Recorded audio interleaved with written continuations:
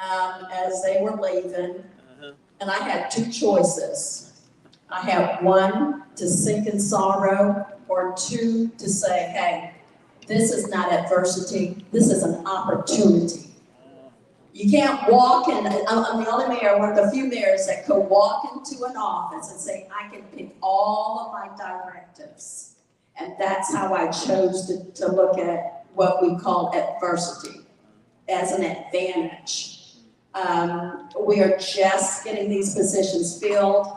I had an opportunity to go out and seek people that can see my vision, people who can work with me. I didn't have to terminate anyone, and that's my Swan song. I didn't fire anyone, they quit. Some of them wanted to come back, and I felt like I would have adversity if I let those who left me at the door come back. And so things are not perfect, but we're working on it. And being a Black mayor, there was a lack of confidence that a Black woman could come into a town that has a 70% Black population, but is controlled by the other 30%. They didn't think I could do it. People thought I would come back with hostility of the past. No, I came back with wisdom of the future. One of the songs that my father's an old Baptist preacher, and I remember one of the songs he used to always sing, and one of the hymns that he would say, you know, don't let nobody get you down. And so, as my constituents, first thing they wanted to do or say is, what you gonna do about the mountain? I said, ain't no mountain high enough. You know, I'm the city of Stone Mountain. People think that I'm the mayor of the mountain, but I'm not. I'll take that crown when the time comes. So I'm dealing with two different situations. I'm dealing with the lack of confidence from the African American people who have lived around that mountain for over 185 years. I'm dealing with an African American community called Shermantown, who was given that land by General Sherman, and who is so grateful to people who might be considered the masters, the modern day masters. So again, adversity, turn it into opportunities. I'm taking those people who don't know any better, think that they should be grateful to the master of the mountain. Y'all know who that is, right? Okay. Let them know that you don't have to be grateful, because you are just as great. When General Sherman came to that part of town and saw the slaves, the ex-slaves, he said, you are special. I'm going to give you a piece of land, and we're going to call this Shermantown, because I want you to know that I walked all over Georgia and I burnt it down. But I saved this portion of land just for you, because you are special. And see, I have to build them up daily to let them know that someone thought about you in the last 4 generations of what you have to offer, and this is your time with the first Black African American mayor in the city of Stone Mountain to shine. You don't have to be burnt down, but I'm here to build you up.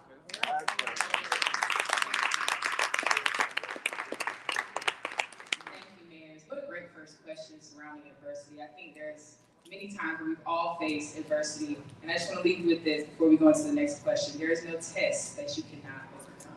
All right? Next question. What has been your biggest impact in leading your city so far? Mayor Burks. Say the question again. Oh. What has your biggest impact in leading your city so far? I think for me, just being a woman there, one of the biggest things, because culturally in my community, seeing a woman in this position is something new for a lot of my constituents. And I'll give you an example. We have a mosque that's right outside of our city limits. And I do a lot of things within the community. But what I do is I work with the imams and the leaders to often let the women do things first. And I'll have a conversation and say, hey, why don't you let the women go first? Or hey, why don't you do such and such and such and such? And so when the women see that I'm coming for a meeting, they know things are going to change. But I do it in a quiet way and respecting of their culture. And so what I try to do is be that face, that voice for the little girl who was seen as invisible. And for her to turn around and see that the same people who see her as invisible have to now work with me and have to work with me to get policies and procedures to get done. And that in order to get things done, that they have to collaborate with me as a leader. And that helps little boys and little girls to be able to see that women are in a position of power and can manage that power and can do things with that power, and not to be afraid to allow women to have the power that they can do and be able to manage. So for me, being able to have that face change the narrative that so many people have had to face from their native countries to come here, and some of our native people, native Black folks, to be able to see that we can take power and be mindful and respectful of the power that we've been given and granted. I always remind myself that this is only a temporary position and that I have to make the most of it and the best of it. And by making sure that I do quality legislation with my council members, being that face and that voice to ensure not only the residents have an advocate, because I do panels, I go to California, I talk to, because of the uniqueness of our community, I talk to others about understanding how to deal with my residents, my community, because so many people try to take advantage of the fact that they are refugees and try sometimes to profit off of them. And so I'm the gatekeeper for many of my residents, and I'll have people to come in and say, hey, I want to do a grant. And I'll say, what have you done in my community? What have you done for my people? And they'll say, well, when I was such and such and I did an intern, I'll say, no, can't do it. No, I'm not letting you do it. But having that ability to be the voice for the voiceless, to rise and show what leadership can be if you allow a woman to be in this role. It's great to say you first, then you move on. The power is what you do with the power that you've been given. And so I'm always mindful of that whenever I'm in situations and I'm in the position that I am today. I think for me and for Stonecrest, I would answer that with stability. I think thus far, in the 7 months that I've been in this role, I've been most impactful in my ability to provide stability. Stable leadership for us was important in that moment in time, to be able to provide a sense of calm and to ensure that there was still hope left, that although we did face adversity, that was not the end-all, be-all of our community, that there was certainly much more ahead of us than what had happened behind us. So with these 7 months, I would say, I would answer that as stable leadership.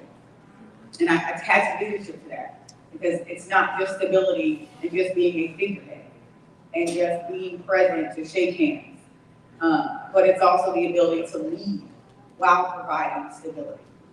That's important. The city had an opportunity to go one of two ways. We could have been swallowed whole by that adversity. And providing stability, I didn't think was enough by itself. That we still needed to be able to forge ahead, make progress. And that's the leadership portion of that. You come in and you stabilize. in that stability are still adversities. But once you stabilize, then you can go out to the community and reinstill hope, restore confidence. That's the leadership part. And for us, that's what we needed to be able to move forward, to rise above, and make sure that Stonecrest was everything that we intended for it to be when we started. Had we just provided stability, that would not have given us the firm direction to get to where we wanted to go in the first place.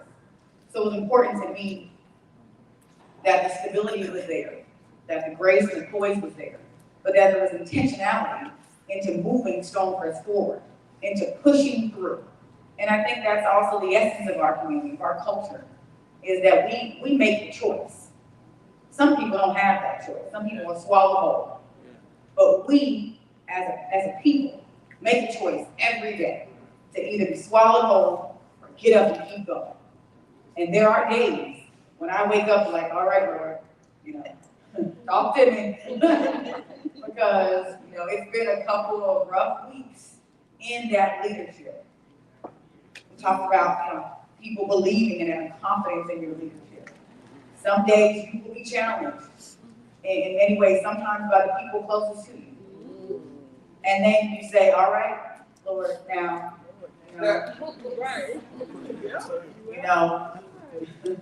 we chose this path.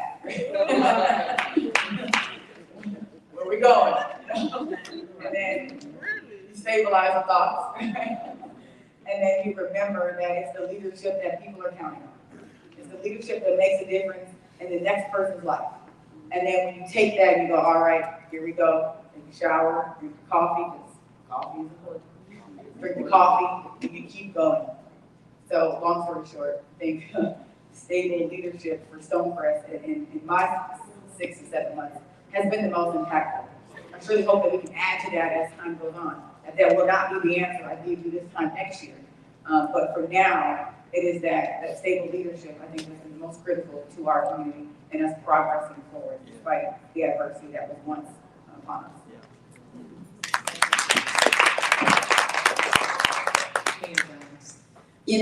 I can just say ditto and be done with it. Because they've said it all. They've said basically what and how we have to impact our community.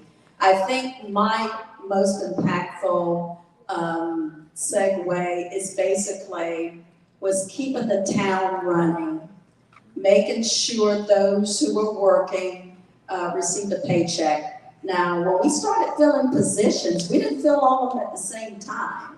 We had to cherry pick. We would have a city manager, but not the clerk.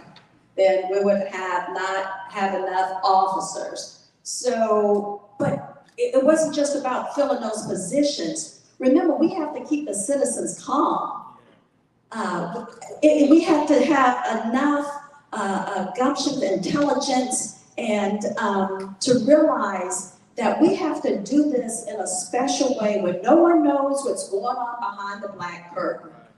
And there was a lot going on behind the black curtain. There were times when the paychecks didn't get out in time. And we had to make up excuses as why, they didn't get out on time because we didn't have the funding. They didn't get out on time because we didn't have anyone to run the paycheck. So we had a lot of obstacles, but no one knew. And I just thank God for letting us run the city, on a shoestring of personnel. But once we started getting people together, the town started running and no one knew the difference. But I think the most impactful thing that I have done, which is one of the platforms that I ran on, was togetherness. Because even a house divided will fall, but also a city divided will also fall. And so what I have done is started bringing the clergy. You got to start with God. And so prayer and supplication sometimes is not enough. And I reached out to the community clergy and said, we have all got to come together and do this together. I don't think that there's any other city in the state of Georgia that had the Klan on one side and the Black Panthers on the other side, and they were facing each other with AR-15s. No one was shooting now. They were having a stare down. But see, that's the kind of thing that I don't want on my watch. Those are the kind of things that I have to make sure that my citizens, whether it's black or white, that you're safe and secure. And we didn't have enough officers to do that. But now that we are building up our staff, we are stronger. We have everyone in place that we need at the moment. So now we can work on the vision. And so I think that, our wheels are turning, and we just got to make sure that the drivers and the people who are in place to run the city and the locomotion and the people who are basically the driving forces, myself as well, I have to go out and always smile. Well, they got mad at me for smiling. But I will continue on to do what I do. I feel that God has put me in this position.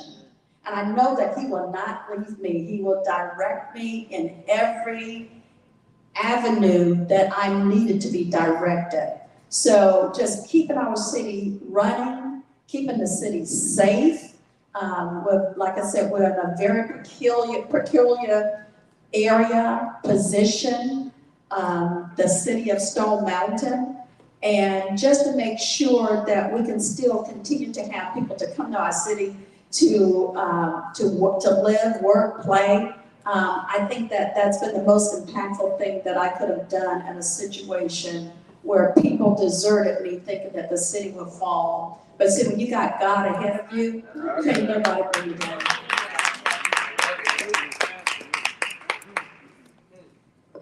Jumping right into the next question. The 2020 coronavirus pandemic is something this country is still trying to overcome. How has your city been able to maintain its constituent-facing services in the light of the pandemic? In what ways are you recovering, if any? Okay. Like most cities, we had to pivot quickly. So we set up hybrid meetings where we could also, some folks can be in person and some folks can be virtual. I think we pretty much all did that. Recently, we see a slow transition kind of back to in-person, but we all still have that virtual component in our operations, so that our constituents still have access to the meeting, still have access to public comment, can still have impact on zoning decisions and agenda items. So we as a city council, we are back in person, fully in person, but we still have the hybrid option. So you can always tune into our YouTube channel to see the meeting. You can submit public comment ahead of the meeting. You can email the clerk and we'll read it into the minutes and capture your public comment. So that's even through planning and zoning. So I don't think that we'll ever get away from this now hybrid experience. I think everything that we do will continue to be hybrid. It's just the way of life from now on, right? I can't see a future without it. I just can't. So we continue to just, knock down, past that adversity, just keep forging ahead, finding the resources that we need, whether it's human resources or other kind of electronic resources that help us achieve those goals. Because at the end of the day, no matter what, whether you're hybrid or in person, you still have a service to provide. You still have people counting on you to provide a quality of life every single day. And they don't care if it's virtual or in person. They just need the need that they have, they need it met. It doesn't matter to them how you do it. So I think I don't want to say I'm answering the questions for you two, but I think we're all doing that and there's no way around it. Mayor Jones. We love our Mayor Beverly. We do, yeah, we do what she says. We basically the same thing. When I came on board, we were already hybrid. And so we continued that until the ban was lifted. Many of the things that we did, we had police officers. Now, of course, they could not be hybrid. But what I want to say that was the most special thing during that very, very critical part of the world, because this touched every nation.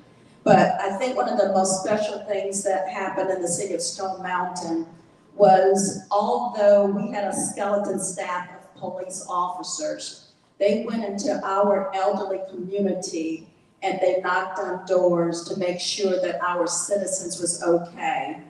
And our interim police chief, he took it a step farther. He would go and get dinners and bring it to some of the elderly people, so the citizens. So I just thought that that was so special, because they're always, our police officers are out there and we don't know what they're going to come into from day to day. But they went to the house of people who could have had COVID, but they were brave enough to do that. Knock on the doors. Ma'am, are you okay? Is everyone in the house okay? Do you need any groceries? And sometimes for those who could not get out, what they did is they went with their own money and they bought dinners for several of our seniors that could not get out. And I think that that's what we should do. That's what people should do, and that's what people were doing during the pandemic. People say that it was an epidemic, but it was a time in this world when people came together. I mean, you had to love your neighbor. You had to love those relatives and call them that you hadn't called on for ages. It was a time of sorrow. And we all got through it with the grace of God. We all got through that, and some of us are still going through it. But that's how we handle that. Another component of handling the pandemic is that we had a clinic, and we partnered with a clinic on our main street. And so we had our officers and people who were not hybrid to go into the clinic on a consistent basis. And they were able to check them, and they were able to get the results back in maybe about 15, 30 minutes. So we just made sure that we had our officers out there, our public works people who were out there, whoever was still working in the office, made sure that they were tested often so other people would not contract the virus from them if they got it. We also had some community prayers. I think that was one of the things that got people through, knowing that people were praying for them. And more importantly, we adhered to all of the COVID, protocol and procedures, masking, and make sure that we were sanitizing everywhere. And if we had citizens that if you needed anything, they were able to call in and get masks or sanitizers. One of the other things that we did during that period of time, we had information available, because we all have to remember that everyone was not paid to be off during that time.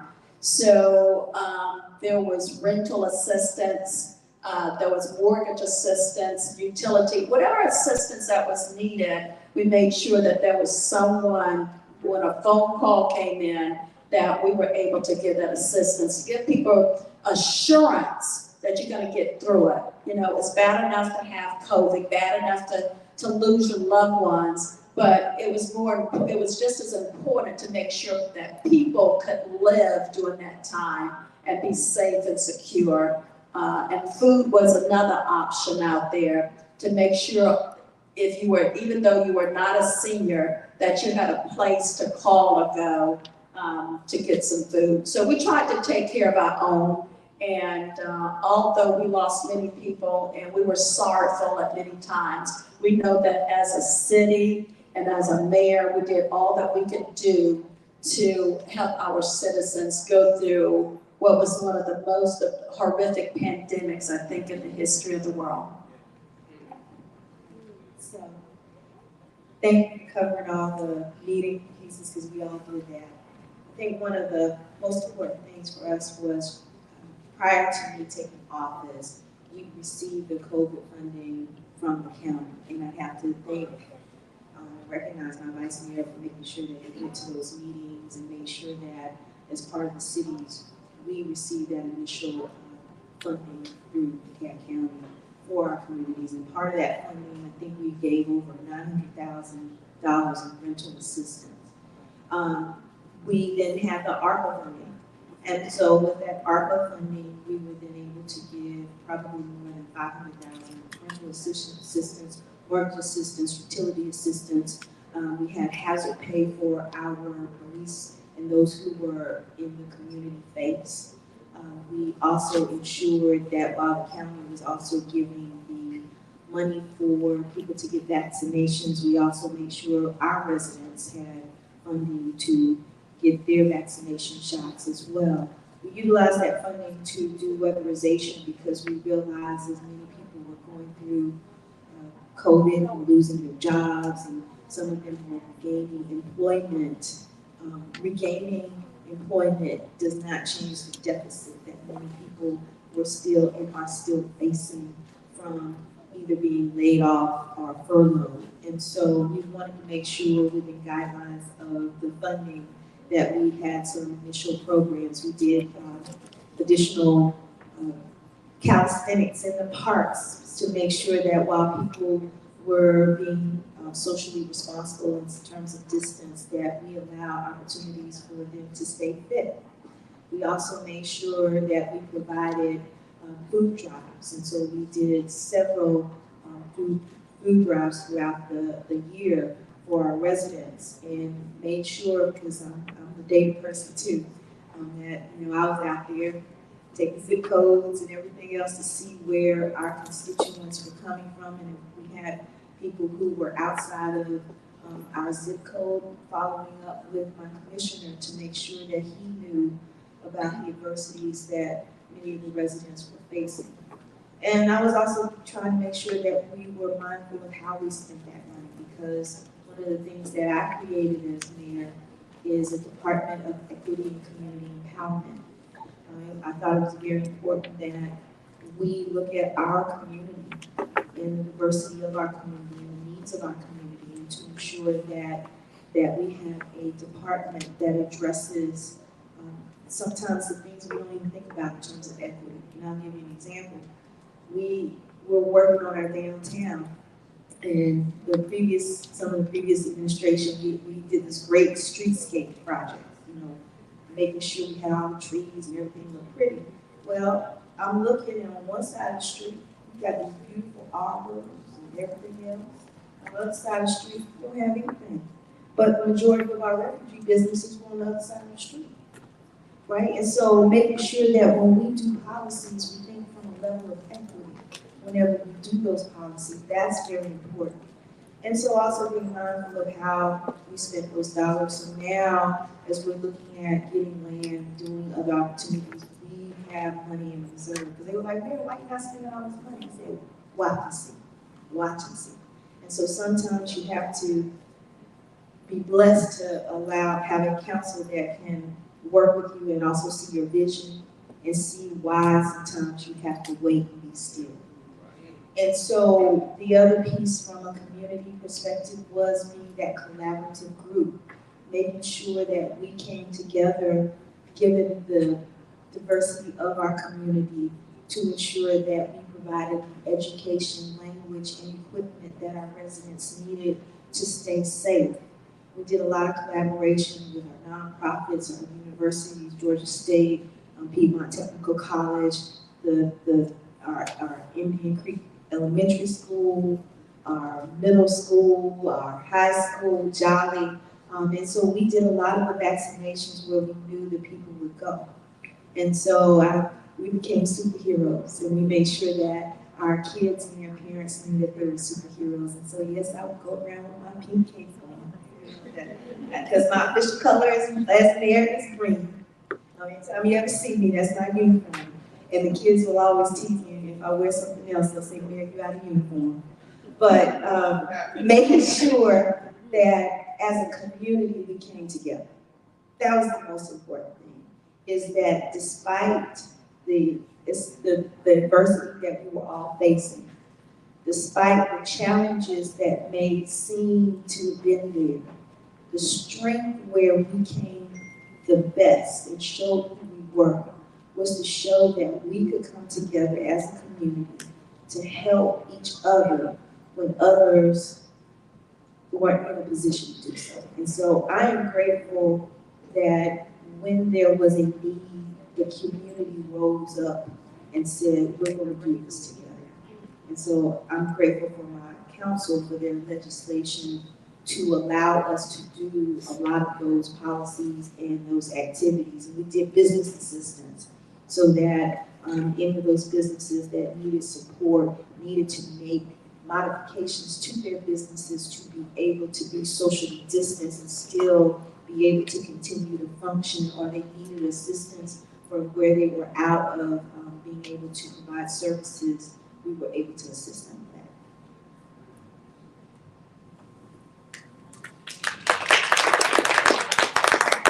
Affordable housing. In light of shifts in the economy and big tech setting up in the metro area, how has your city tackled this topic, and what plans are there to develop more affordable housing? Okay, Mayor Jones. See how they boss me around? Well, we have an established community, like I said before, that our communities go back 185. Some of the churches in our communities are 130 years old. So in the year of 2022 and 2023, when we say affordable, is not affordable. The average house is now $500,000. And a couple of years ago, if you paid $500,000 for a home, that was a little mini mansion. And so just to get a small home is $500,000. So our income level is about $42,000. So that lets you know that people cannot afford what is now known as affordable housing. So my goal is to go into the community, and then we're gonna work on our communities because we've had several developers to come to our city. We're always having developers to come in and want to put in, as they say, affordable housing, which is not affordable to our community. And so we are fixing up, my goal is to fix up our community. And so again, maybe, they can get the more equity for their homes. Again, we're established, they are not going anywhere, most of the people in our community. So my goal for an affordable housing is to beautify the city and the community, and I think that that's better than affordable homes. Mayor Cowell. It's interesting to hear Mayor Jones say that for a couple of different reasons. One, the established community that you have, but still yet developers are asking for affordable housing. I thought that was interesting. Maybe it's a nerdy politics thing. Ironic. So same challenges, but slightly different demographic. Stonecest has an evolving community, a very active one that is continuing to evolve. We have what I like to say, everything, all in 38 square miles. We've got places in our community that are real estate lots, that are very suburban.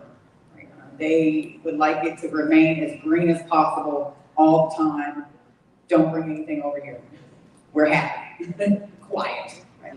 And then I've got pockets of the city that are densely populated, and they like it that way. They want to be able to walk to everything. They want to be able to get access to things very quickly, and they're not interested in remaining.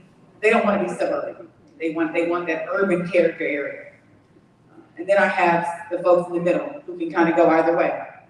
I kind of want to be close to stuff, not too far. I don't want to be right on it. I want to be able to kind of hang out, Netflix and chill. But then when I'm ready to go, I just want to go around the corner. I don't want to go way over to the other side of town. I want to take 2 rights and be at Publix, That's it. So, we have all that in 38 square miles. So the ability to be able to balance that, right, is a skill. Because you have developers who, some understand that mix and don't care. They're like, nope, I know you're suburban, but this is a great piece of land that has a lot of trees on it. I want to clear cut, tear it down, and put townhomes there. So of course the community around that area is like, no, don't do that. And then I have some developers who are interested in densely populated areas and they want to develop there, but the land is not available. It's already built. It's already developed. So then they say, well, you're handcuffing our ability to do business that the law gives us to, because you're making us go to areas of the city where we would have to develop, but it's not the character area that's already there. So what are we supposed to do? So we have this complex issue, and then they throw, well, it's affordable housing. So because it's affordable, you should forget all of your zoning regulations, all of your character area, all of your future land use, because it's affordable. And so we have to constantly kind of, sit down with them and one explain affordable to one community is not the same as another, step one. Step two is there's multiple kinds of affordable housing. There's workforce development housing, which is different than senior living, right? Which is different, so there's so many. So we have to become very educated on this game out here, right? But also keeping in mind that we do want to provide housing to folks who need it, and we want them to be in our community. We want to welcome folks to our community. We want to be able to give them the options to choose what's best suited for them. So we have all of that in a decision sitting in front of you in 30 days. Because that's your zoning process. So you've got 30 days to sort through all that, get constituent feedback, get business feedback. We heard earlier today that, the businesses that are here, the retail, the restaurant, the experience, well, they need people. So the suburban character area is not what they're interested in. So now they're partnering with the developer. They're like, hey, look, don't you want your economy to grow? Well, we need people. So we're supporting this development because it brings people and that brings patrons to their businesses and that evolves into economic growth. And then, so it's all one big circle of things that we have to constantly try to balance and keep in mind that our people are first, no matter what. And owners and developers don't always want to hear that. They want to hear that the economy is first and then the people will follow. But as public servants, our people are first and our people dictate the flow of our economy. And that's a hard pill for a lot of folks to swallow. And it's a hard thing for us to have to say because we understand where that could take us. That could deter business. We're not coming here, we're going to a community who cares more about business than people.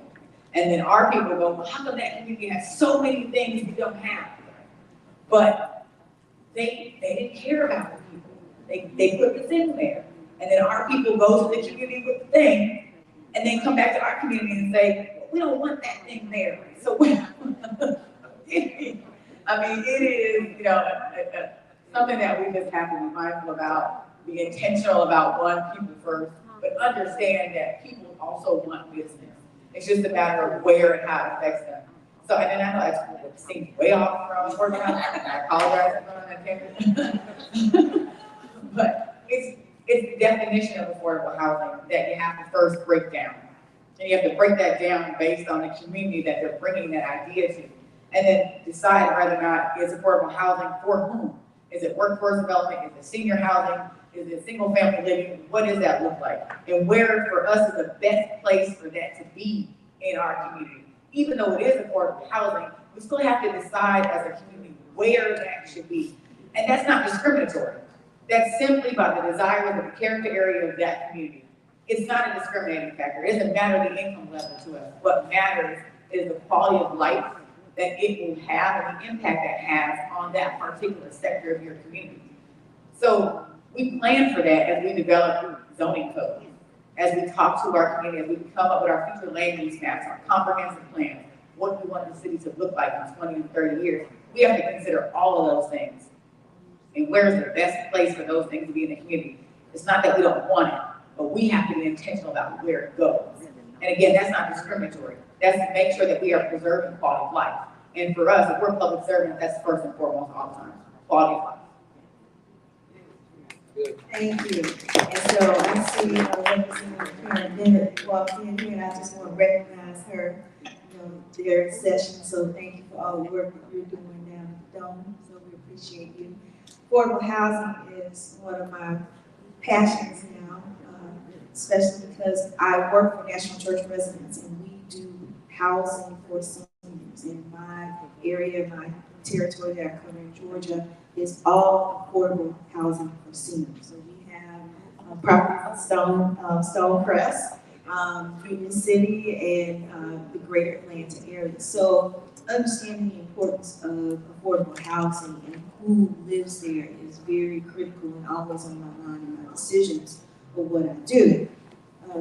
As mentioned earlier as I walked in, yes, we have the cottages on Vaughn. That is where that's in Clarkston, the cottages on Vaughn.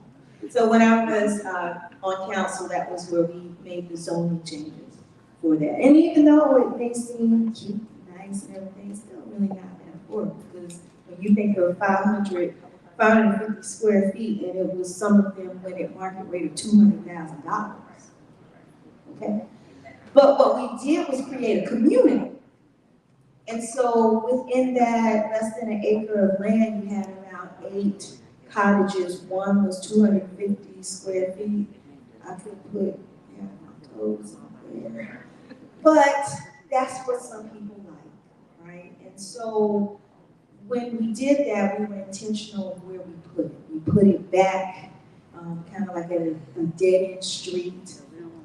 The community has the ability to, it's kind of like a U-shaped community in the middle. They have solar panels on them.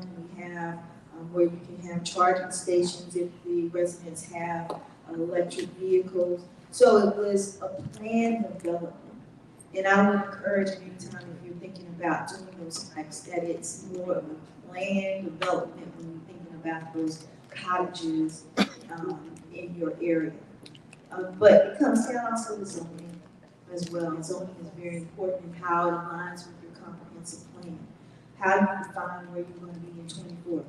How you're making sure that your city has all of those characteristics and features and zoning related to that. Because when you think of Decatur, Decatur basically 1%, because the average house there minimum is $800,000. So one of those creeping things. Then you saw Avondale Estates. Then you saw Scottsdale, which I never thought they would build up in Scottsdale the way that they build up in Scottsdale. So then it gradually came on up to Clarkston. So we even have townhomes now. That's why you gotta be careful when you have developers coming in, because we had a developer that rezoned an area that kind of the city was and we were like, oh yeah, we're gonna have houses 350,000. We had about 4 or 5, and then it went up to 500 and something thousand, and that was before you even put whatever extra things you wanted inside the house, right? So now in Clarkston, we got $500,000 house. I was like, what? And so we're against the population. Like I told you before, 7,000 people per mile. As one of the kids said, we're full, right? And so, but even with that, we're still trying to be creative in terms of how we add additional housing. How do we look at what we do with housing? And this is a very important piece, because if we're not providing options, particularly for our seniors, for them to be able to move, they're going to stay in their homes, right? They're going to stay in their homes as long as they can. And with that, what you often see is, because they don't have somewhere affordable for them to stay, they're in that home. It's too much home for them sometimes, right? Because a lot of times they're by themselves, there's too much home. And so, but there's no option in their communities for them to be able to stay in the neighborhood. And that is very important. I always emphasize that point, particularly with our seniors. We always have to do whatever we have to ensure that our seniors, when they can, to be able to stay within their communities. Finding something affordable for them, that provides them access to the things that they need. And so making sure, you always hear people use terminology like a missing middle. You know, those are things that you'll hear people talk about. But we're looking at things of having accessory dwellings, right? But not too many, you know. Making sure that we give other housing options. But with that, we have to be mindful too, because you'll have people who want to have rental properties in terms of Airbnbs and those types of things. And so you have to be careful, because all of that also changes the aesthetic of a community. So when we have to make these tough decisions about where we're allowing housing and the types of housing, all of these factors are things that we have to think about, that sometimes when people say, oh, I want more housing, well, if you open up Pandora's box, you can't close it. And so we have to be good stewards of what we're responsible for in terms of the land and the usage of the land.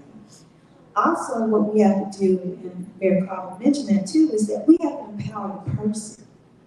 Because we have to make sure the person has access, and that's one of the things that we're doing is workforce development. And we did from consent agenda, we're going to vote next week. We're doing multiple grants and opportunities with our ARPA funding to provide training for our community so that they get skills, so that they can improve their economy, their income. So that's important when we're talking about affordable housing, is how do we uplift the person to be able to have the means to be able to afford housing where before they couldn't. So when we're here as stewards of our community, we also have to look at the individual as a system, everything around that person, from housing, how we make sure. I always tell people, I look at our community through Maslow's hierarchy of needs. If I can't get you from here up to enlightenment, what's the point? I gotta get you up to the enlightenment, because everything that's happening down here, you're struggling. You're not worried about enlightenment. You're trying to make sure you got food and everything else to take care of it. You just survive, right? And so part of building a community is building up people. And when you build up people, you make a stronger community. And so that's what's important. Thank you, Mayor. That was our last question for the panel discussion. Do we have any closing remarks before we open the floor to the audience?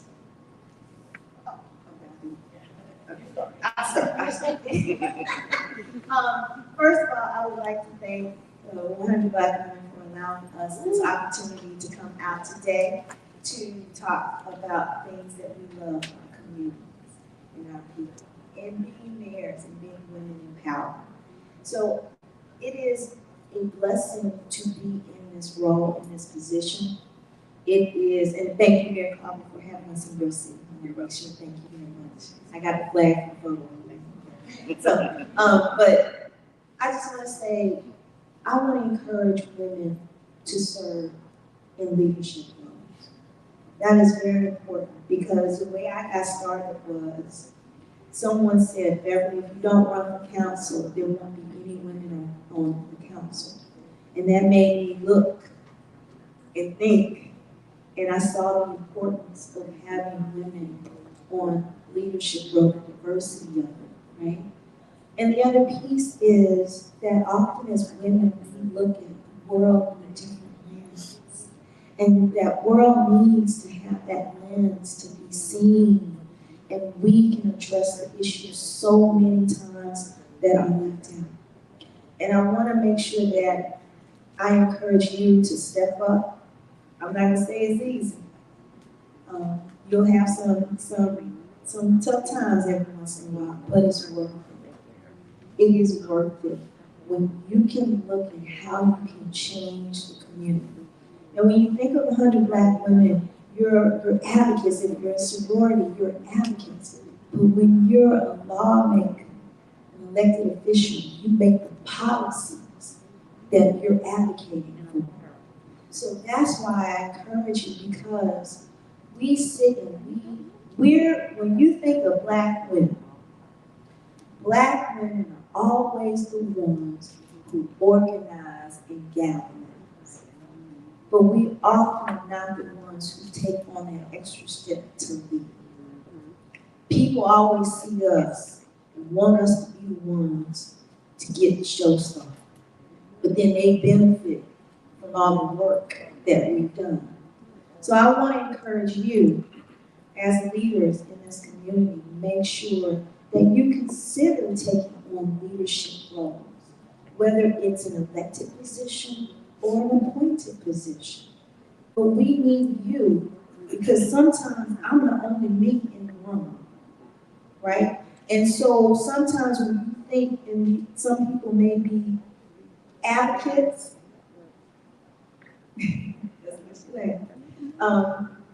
smile. Sometimes we need to be in the room for correction, right?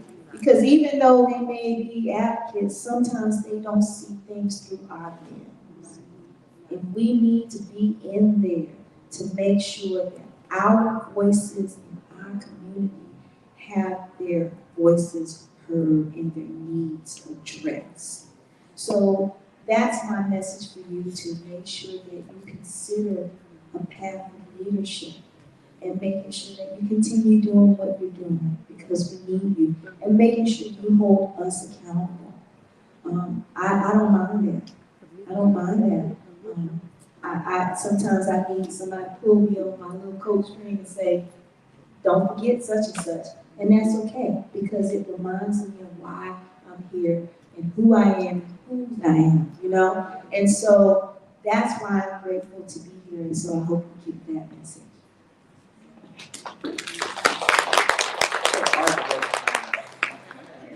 I'm gonna let Mary Jones go. I can think of something else to say. See how they boss me around again?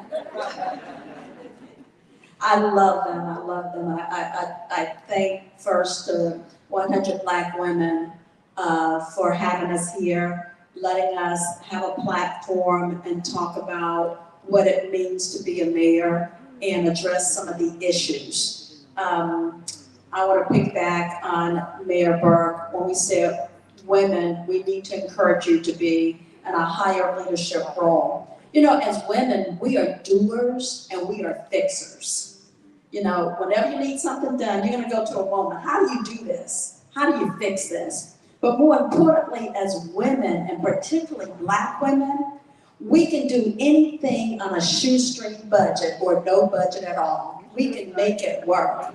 And so that's why it's important as Black mayors. We can do anything on a shoestring budget and no money at all. We can make it work. And so it's essential that we have strong Black women, and it's essential because we want to raise up young girls to be strong Black women. And so they're looking at us and seeing how we comport ourselves, not just in our community, but when we step out in other communities, how we comport ourselves. So we're always under a magnifying glass as to what you gonna do, Black lady, you know? And so we always have to be our best. We have to be better than the best. We have to be overachievers. And so it is so great when I have great mayors on my right-hand side that I can call at any time, and they're gonna give me their best. They're gonna tell me how to make something out of nothing. I feel very confident with them. We're not fighting against each other, but we're loving each other at a spiritual level, on a leadership level, on a Black level, on a woman's level. We're loving each other on every level.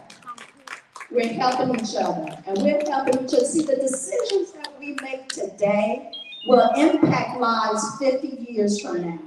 And so we have to stick together and make sure as a Black nation, as a Black community, that we're making decisions that our young children and grandchildren will be able to step into greatness.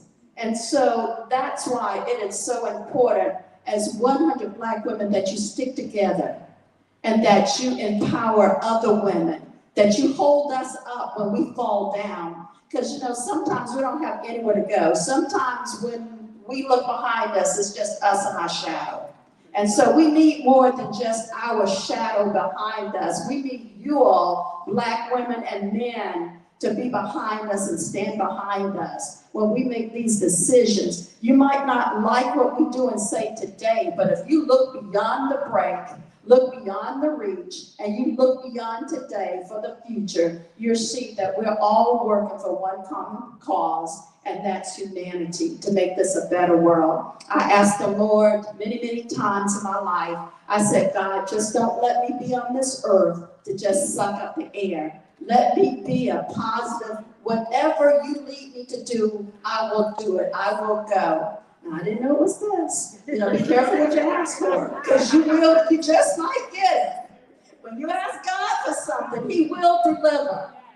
He will deliver. Maybe not in the means and ways that you expect Him to, but He will answer your prayer. And so we need to stay in a spiritual realm, continue to pray as Black women and men, so we can raise our children. We can combat crime.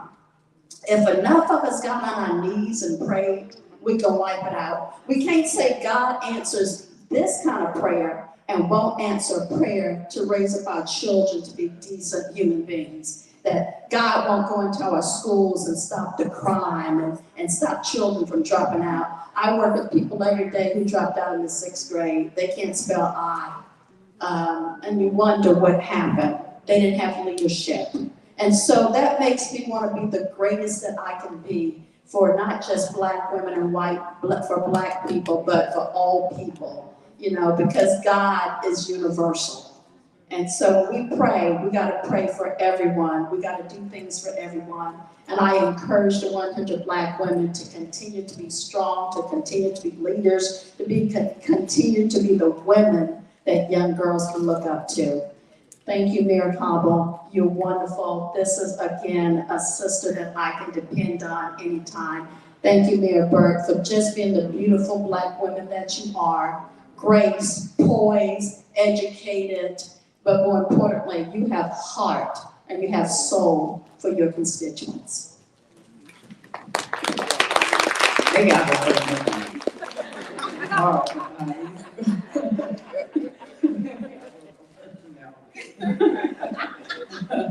Well, I'll do the formal stuff, because they really said it so well, and I don't want to take away from that. So I'll do the formalities. On behalf of the city of Stonecest, we're so excited to host you here today in this great city, in one of the newest features of our community right here in Black Wall Street. So we're excited to have you here. Make sure that on your way out, if you stop by the shops and you look and you patronize those who are here as a Black community, really trying to do what they can to support each other. We don't support them, and how can we expect them to support us? So it's got to be a two-way street. So please, on your way out, as you walk through, please go to the shops and the vendors and stores and patronize them. We are certainly one connected community, whether it's in Stone Mountain or Clarkston, whether it's in the city of Lithonia or in the city of Stonecrest.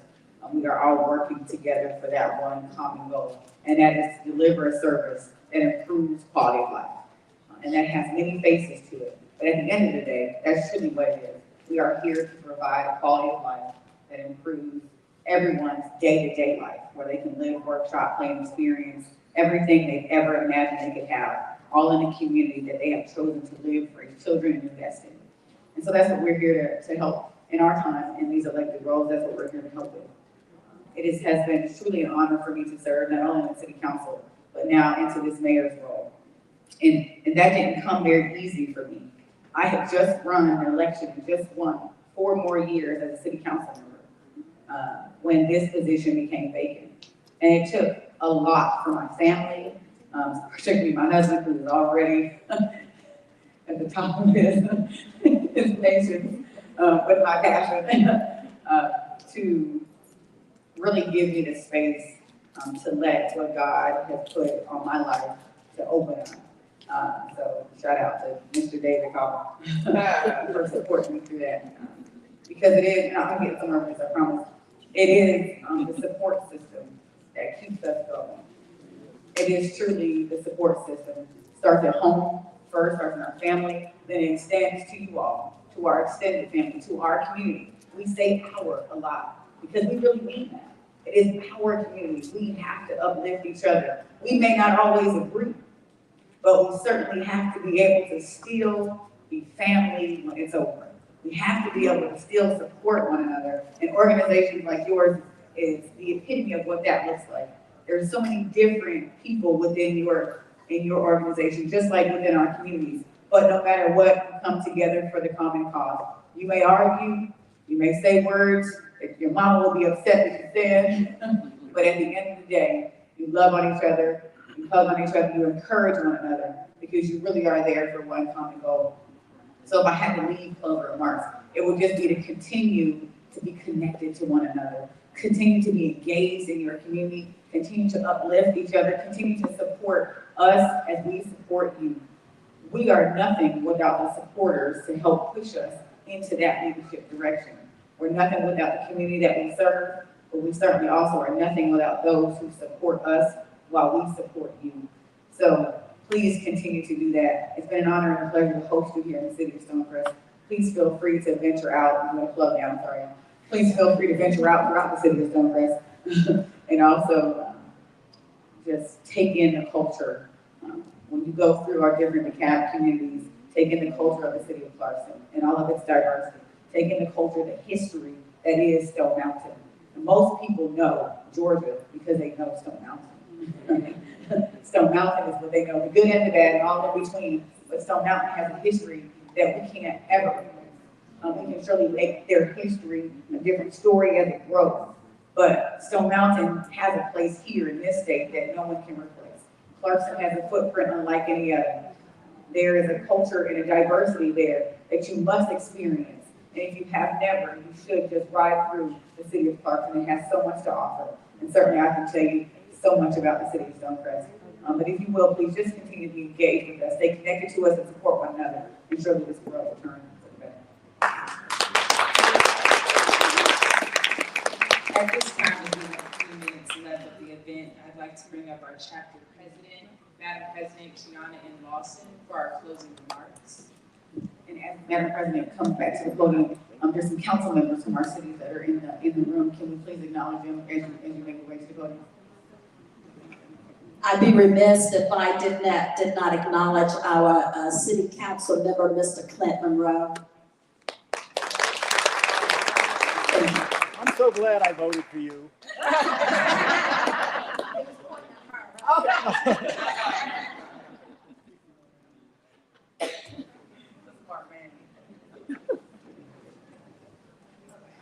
All right, thank you everybody for joining us this morning. Thank you for everyone who stayed in the transition. Can we give our mayors another round? I want to thank especially the New Black Wall Street, this partnership that we have with them, allowing us to come in and to be able to host us. We want to continue this, and we think this is an awesome partnership that we have gathered with them today. I want to thank our new members. This is our new members first program. And so they did an awesome job. So let me give a hand clap to our new members. To our executive board, to our coalition sisters for their continued support, as well as to our immediate past president. I just want to say, when you see women who look like you, in leadership positions, they talk about adversity, making an opportunity, stable leadership, women in leadership. It just gives you the drive and the motivation to say, yes, I can do that, because as they say, women, we wear a lot of hats, we have to jump a lot of hurdles. First, one, we're a woman, second, we're black, and then whatever room you're in, right? And so I just want to, again, say thank you all for coming out today. It was a great event to be able to be intimate, because a lot of times people, when they think of the mayor, they just think of Atlanta. They don't think about DeKalb, but see, we have three wonderful women here in DeKalb County who are doing things and making changes, so that is awesome. If you do not know, yesterday was, Go Red, right? Go Red, and we are women. And women, we are #1 for cardiovascular disease. And so it is important, as they say, they have other jobs outside of these leadership roles. I myself, I'm in the medical field, I'm a medical provider, and so it's important when you talk about knowing your health and being accountable for your health. if you can, not only make sure that you are visiting your doctor, getting educated about your health on a daily basis, but especially in February, let's make sure that we exercise our heart. And so I'm leading into that. We are going hard for the heart on February 9th. So if you want something to do as far as doing some cardiovascular for your heart, come speak to one of the ladies in some Black and Pearls, and we are actually doing a cardiovascular workout February 9th with a fitness expert, Jarnine at Get Fit by Jay. And we'll do a low impact program in person, face to face. So in lieu of Go Red Healthy Heart Month, we want to make sure that we are educated, changing our lifestyles, and getting our heart right so that we can continue our lifespan, right? So without further ado, I'm going to turn it back over to our new member, Ms. Raquel. Oh, excuse me, Ms. Blair Anderson. Thank you, Ms. Blair Anderson, as these special presentations for our mayors. Again, thank you all for joining us.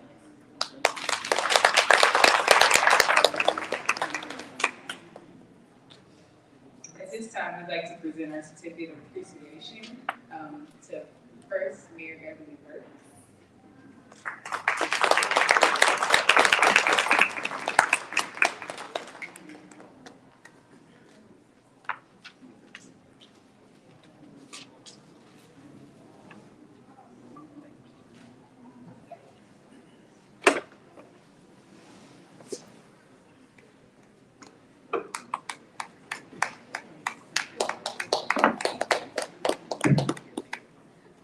Yes, let's give them a round of applause.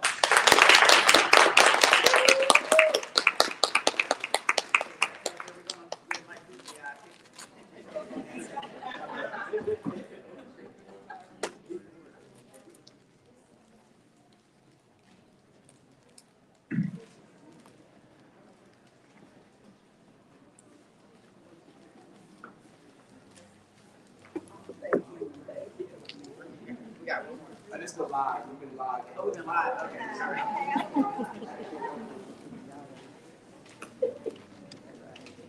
All right, thank you all so much for coming to the new Black Wall Street Market today, enjoying the 100 Black women. Can we give the three mayors one more round of applause? Thank you for spending this time with us. We know you are busy. We know you got to get back to your spot. You can stand up for them. Because honestly, you don't have a lot of mayors that will come and speak to you in a private setting. And now you see they're approachable. So if you want to get their, contacts maybe, or how to reach them, this is a good time to do that. And just thank you, 100 Black women of DeKalb. Y'all are some beautiful women. Make sure you see them. Black and Pearls. And Mr. Allen has the floor of the CEO of the new Black Wall Street Market. Please give him a round of applause. First of all, let me express my sincere appreciation to every one of you women mayors. I remind people and remind myself that as a Black man, I am appreciative of strong Black women. My mother was a strong Black woman.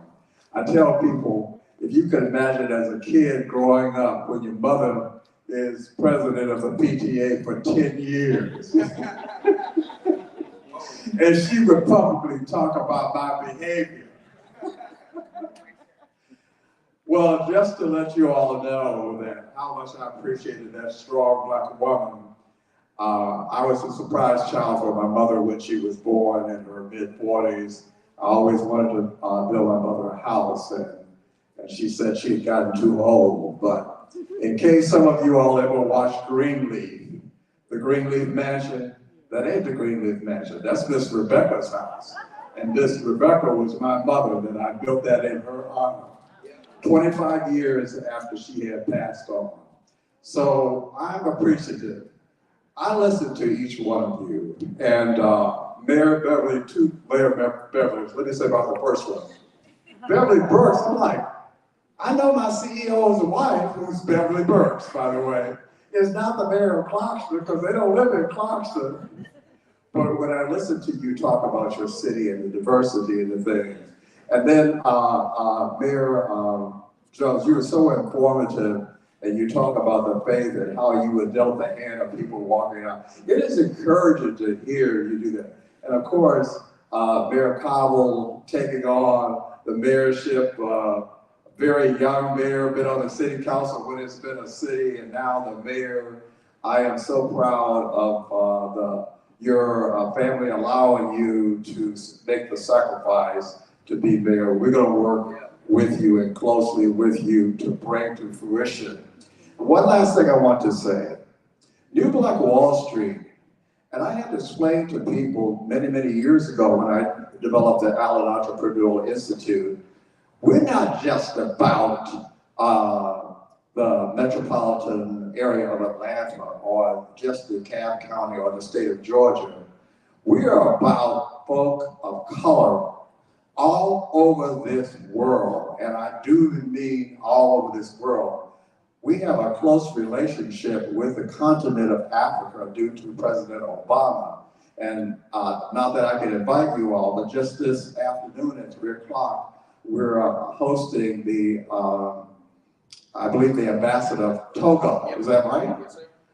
Here at the New Black Wall Street.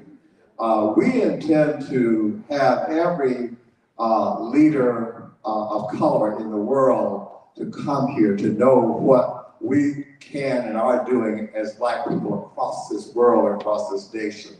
We're delighted to be here. And you notice, Mayor Cowell, I purposely created the name New Black Wall Street in Stonecest, Georgia, even when we're going through, okay?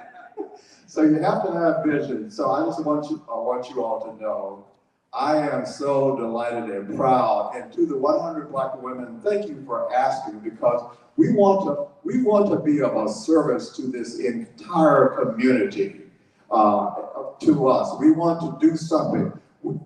But we especially are proud that you're in DeKalb County, because you're in the city of Stonecrest, but you're in the DeKalb County, and DeKalb County is also run by Black people. We want to be a model for people around this country and small communities that will look to you as your leadership. Thank you so much. Really, really appreciate this.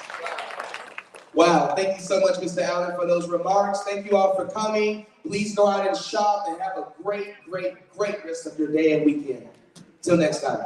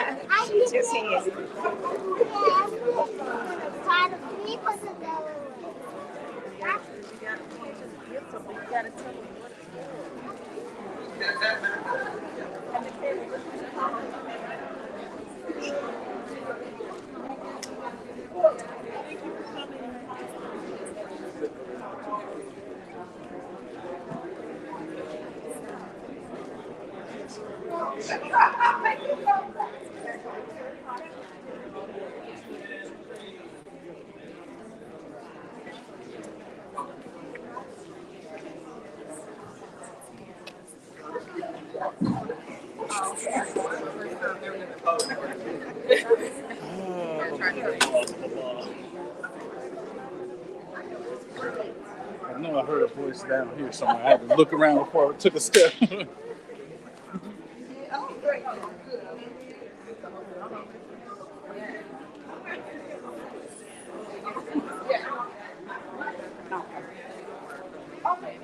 Okay, if you can give her your contact information and then we can set something up.